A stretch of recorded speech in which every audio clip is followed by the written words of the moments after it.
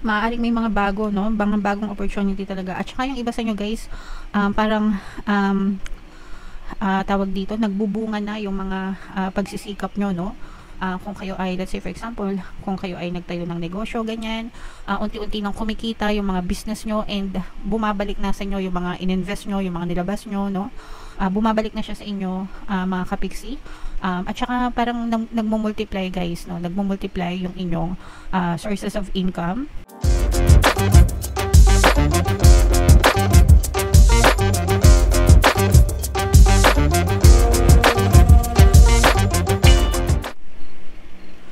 Hello guys, hello Aquarius, welcome back to Pinay Pixie Tarot. Ang pamagat ng episode natin for tonight is full moon kapalaran para ngayong January para sa Aquarius, Sun, Moon, Rising Sign, and Venus.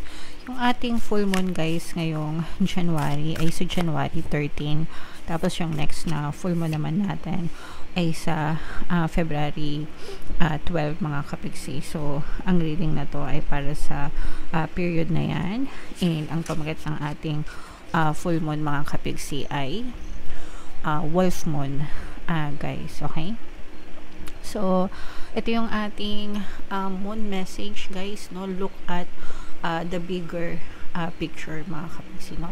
Sa bawat nangyayari sa buhay natin mga kapiksi, learn to appreciate yung bigger picture, no?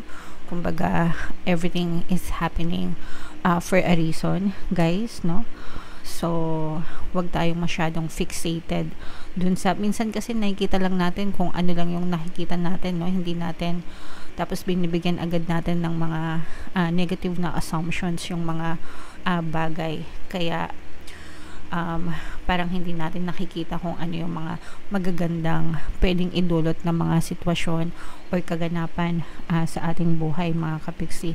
Learn to be open-minded guys, and don't jump into conclusions agad-agad, no? Especially iwasan yung maglagay ng mga negative assumptions mga kapiksi sa mga bagay or sa mga kaganapan sa buhay, because that will ruin you guys, no? Lahat ng meaning na ina-assign nyo sa isang bagay mga kapiksi, you're accepting it to be true. And iwasan nyo na maglagay ng negative na assumption sa mga bagay para hindi maapektuhan yung inyong kabuhayan mga kapiksi. Okay? Be open-minded. Palaging maging open-minded tayo guys. Attune to the moon, take time out for a mini break or adventure. Although kakatapos lang natin halos lahat, no, sa mini break, sa adventure dahil sa ating Christmas vacation, holiday vacation, 'di ba? Nung Pasko at saka bagong taon. So sana lahat kayo nakapag-enjoy mga kapiksi. Kung feeling mo kulang pa, kung feeling mo bitin, go ahead and make plans for yourself mga kapiksi. Okay? Additional meanings for this card guys. This situation may have come around because you've been distracted. So kung nakakaranas ka ng mga negative na pangyayari sa buhay mo, that's because probably na-distract ka sa pagiging positive, na-distract ka sa pag-focus mo sa mga goals mo, and mas na naging dominant sa'yo yung pagiging nega. But don't worry mga kapiksi, kasi everything is changeable and malleable. Ibig sabihin lahat pwedeng magbago. So kung nasa negative state ka ngayon ng buhay mo, don't worry, kasi pwede mo siyang baligtarin and maging positibo yung resulta. Be confident, yun yung importante. Kailangan maniwala kayo sa sarili nyo. Believe in yourself, believe in what you can do, no? Wag kayong susuko, wag kayong mag-give up guys. Have you shown that you care? If not, now is the time. Pinapakita mo ba sa mga tao, sa mga mahal mo sa buhay, na mahalaga sila sa'yo, na importante sila sa'yo? Kung hindi pa, ito na yung tamang panahon mga kapiksi. And find a balance between speaking your mind and saying too much mga kapiksi, no? Hindi porket nasa tama ka, kuda lang ng kuda, no? Kailangan pinapakiramdaman nyo rin kung ano yung magiging impact ng mga sasabihin nyo sa ibang tao. Mga kapiksi, di ba? Kung makakasakit ba kayo, always put yourself first in their shoes. Especially sa mga bashers, guys, no? Kumusta naman yung mga bashers dyan? Kahit sa social media, mga kapiksi, hindi man kayo nagbabash dito sa page natin, pero baka mamaya sa social media, kung ano-anong kinokomenta nyo na negative, mga kapiksi, bago kayo mag-comment, no? Put yourself first in their shoes. Anong mararamdaman nila? Anong mararamdaman ng mga mahal nila sa buhay if you're throwing them mga hate comments, negative comments na unang-una irrelevant naman, hindi naman kailangan. Okay? So, yeah. So, yan ang messages para sa inyo. Aquarius, comment down below if naka-resonate kayo. Tingnan natin yung ganap sa inyo guys ngayong full moon season. Shuffle ko to guys. Habang sinashuffle ko to, panoorin nyo muna yung video natin regarding sa ating paano mag-manifest ng abundance video course. Kapiksi, sawa ka na ba sa mga struggles at hirap sa buhay mo? Masipag ka ba at masikap sa buhay ngunit hindi ka pa rin umaasenso? Ilang beses ka na bang nag-attempt mag-negosyo at mag-invest pero palagi ka pa rin nalulugi? Sa pagkakataon na ito ay maaaring may subconscious beliefs ka na nagiging balakid sa iyong pag-unlad at pagyaman. Introducing, paano mag-manifest ng abundance video course. Dito ay matututunan mo ma-overcome ang mga balakid mo para tuluyan ka ng umunlad, umasenso, sumagana, maging matagumpay, successful at maswerte sa iyong kabuhayan, pera, trabaho, negosyo sa lapi at kaperahan ng bonggang-bongga. Dali, mag-send na ng email sa pinoypixie@gmail.com at simulan na ang iyong pagyaman ngayon. Alright, so sa lahat ng gusto mag-avail ng course guys, yung promo natin ngayong January, una magbibigay tayo ng 10% discount. Actually, yun na pala yung promo natin, 10% discount until January 31, kaya mag-avail na kayo guys. And meron din tayong bagong course, paano mawala ang third party at magkaroon ng harmonious na relationship para mawala yung mga kabit ng mga jowa nyo guys. 10% discount until January 31. Avail nyo na guys. So, napaka-positive ng inyong mga mensahe ngayon. Aquarius, kayo ay na-represent ng Queen of Swords. Ito yung ating moon energy, mga kapiksi. Meron ditong presence ng earth signs, Capricorn, Taurus, Virgo, at saka air sign, Aquarius, Gemini, Libra, another air sign.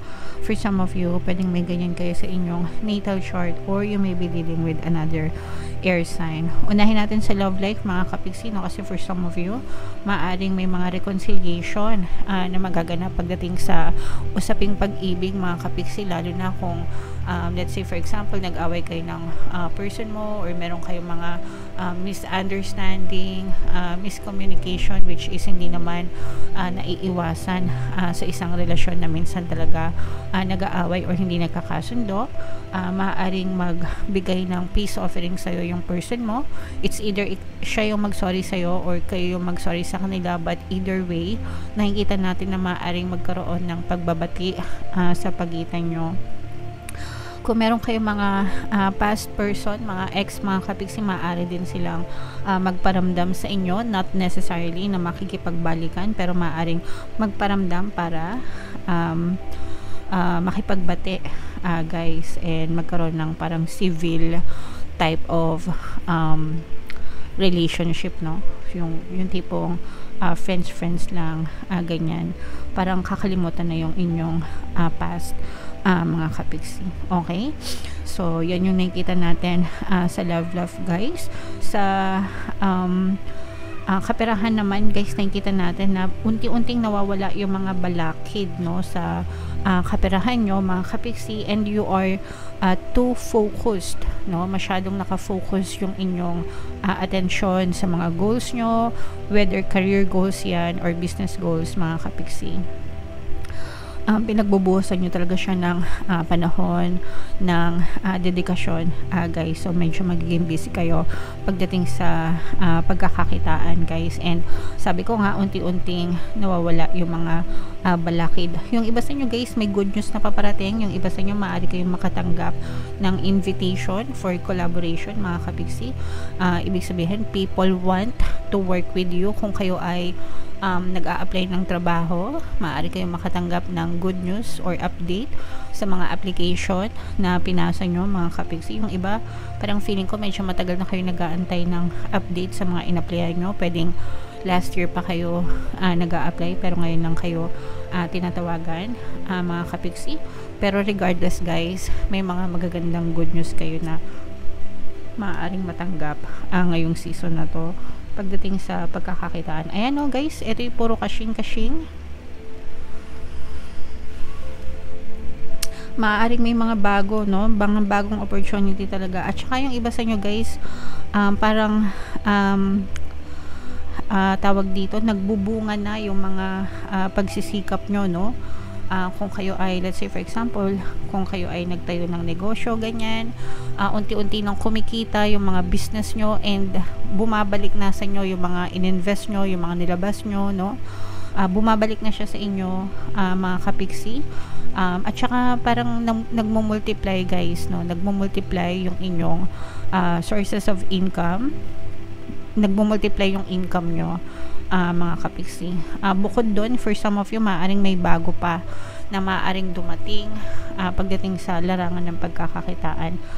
Pero wag nyo ring pagurin yung inyong sarili guys. Make sure na yung ginagawa nyo is yung kaya nyong i-handle, no? Kasi minsan sobra-sobra na yung ginagawa natin, lalo na pagdating sa pagkakakitaan. Although hindi ko naman masisi kasi yung iba talaga lubos na masipag and nagsisikap talaga sila hanggang kaya nila, hanggang malakas pa yung mga katawan nila, no? Para siguro sa pamilya, syempre para sa mga anak. Pero wag nyo ding sagarin yung inyong sarili guys, magpahinga kasi baka kung mapano naman kayo, especially yung inyong kalusugan, okay? Pero ito guys, matatamis na bunga ito, mga bunga ng inyong mga pagsisikap. I-main nyo na yan sa comment section, mga bagong pagkakakitaan, mga bagong job offer, at saka itong mga reconciliation guys. I-main nyo na yan sa comment section kasi yan yung mga very positive na nakita natin sa spread nyo guys, okay?